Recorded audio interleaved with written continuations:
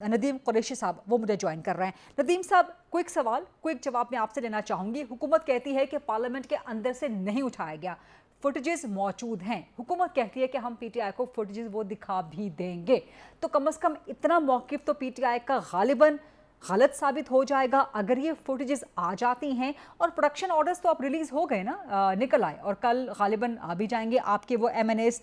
लेकिन इसके मुकाबले में वो दौर भी था नून पीपल्स पार्टी का जब इनके एमएनएस अरेस्ट होते थे और प्रोडक्शन ऑर्डर्स जारी नहीं किए जाते थे। नदीम साहब, व्हाट वुड यू से?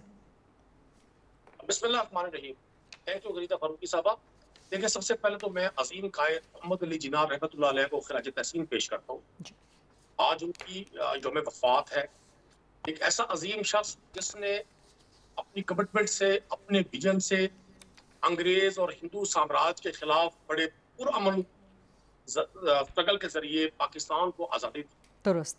पाकिस्तान को एक तरक्की याफ्ता इस्लामिक जमहूरी मुल्क देखने का ख्वाब हम लोगों को दिया। मैं खिराज तहसीन पेश करता हूँ और दुआ कहूँगा अल्लाह ताला उनको करोड़ों रहमतें दे और वो हमेशा सरबुलंद रहे और जिस पाकिस्तान का ख्वाब उन्होंने देखा था, इस मुल्क का झंडा हमेशा लहराता रहे। आमीन इंशाअल्लाह, आमीन इंशाअल्लाह। जबरदस्त गुफ्तगू नदीम कुरैशी साहब। अब मेरे सवाल का जवाब दे दीजिए। पहली बात तो ये, आपने फरमाया कि जी अरकान असेंबली को कहां से गिरफ्तार किया गया। बिल्कुल, अरकान असेंबली को असेंबली के अंदर से गिरफ्तार किया गया। लेकिन अगर फुटेजेस जैसा कि हुकूमत क्लेम कर रही है, हुकूमत कह रही है पार्लियामेंट के अंदर से नहीं अरेस्ट हुए, पार्लियामेंट के गेट से बाहर से अरेस्ट हुए, अगर फुटेजेस में भी साबित हो जाता है नदीम साहब, देन व्हाट? बड़े छोटे से जुमले वो बोलूंगा, मैं ज्यादा बात आप ही की सुनूंगा, क्योंकि आजकल आपकी बहुत सुनी जा रही है, तो मैं भी आप ही की बात सुनूंगा। बहुत छोटे छोटे जुमले मैंने बोलने हैं। आप भी मेरे सुनने वालों में शामिल हैं, आप भी बड़ा सुनते हैं हमें। जी, बड़ी मेहरबानी आपकी, तशरीफ लाते हैं आप प्रोग्राम में तो सुनते हैं ना हमें।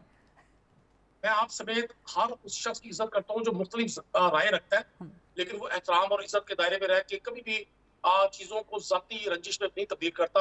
हमें दूसरे की इख्तिलाफ राय को एहतराम देना ही। ये बहुत जबरदस्त बात आपने की है and I vouch for that. मैं इसकी गवाही देती हूँ कि आप उन नफीस शख्सियात में से हैं, सियासतदानों में, कि जो इस पे यकीन भी रखते हैं, इस पे अमल भी करते हैं। नदीम साहब, मैं गुजारिश ये करूंगा कि जिस मुल्क में कॉन्स्टिट्यूशनली इलेक्शन होने हो 90 दिन के अंदर और वहां 1.5 साल इलेक्शन ना करवाए जाए, वो इतना बड़ा जुर्म नहीं है।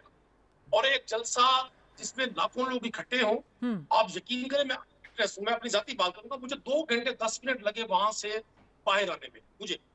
मेरी एक गाड़ी थी, मुझे 2 घंटे 10 मिनट लगे। कभी मैं तरनोल पे, कभी मैं वो 26 नंबर चुंगी पर, कभी मैं मरगला रोड पर। गैदरिंग इतनी ज्यादा थी, तो क्या वजह है कि एक जलसे सर के वो 14 अगस्त वगैरह पे बाकी त्योहारों पर भी अवाम बड़े निकल आते हैं, तब भी बड़ा मसला हो जाता है, तब भी कम्यूट टाइम जो है बढ़ जाता है।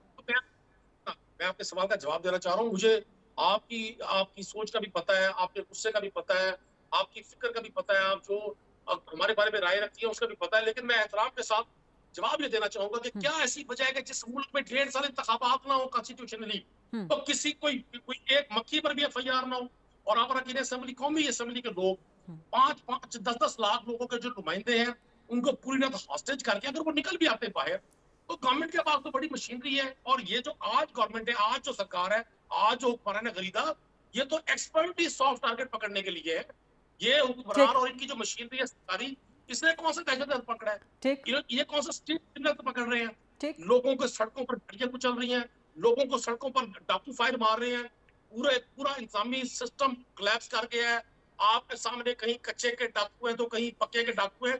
अगर ये अरकान असेंबली से निकलकर अपने घरों को भी चले जाते तो ये फिर भी गिरफ्तार हो सकते थे। नदीम साहब, ये बड़ी जबरदस्त बातें कर रहे हैं, यही बातें होनी चाहिए पार्लियामेंट्स में, प्रोविंशियल असेंबलीज में भी और नेशनल असेंबली में भी। यही बिलावल भुट्टो ने भी आज कहा। ठीक है, आप लोग अपने कायद का मुकदमा लड़ें, लेकिन आप मईशत पे बात करें। आज पंजाब गवर्नमेंट ने रिलीफ बंद कर दिया है 14 रुपीज का। नदीम साहब, मैं आपकी तरफ आती हूँ, इफ यू अलाउ मी, आपकी इजाजत से। पूरा प्रोग्राम आपके लिए हाजिर है।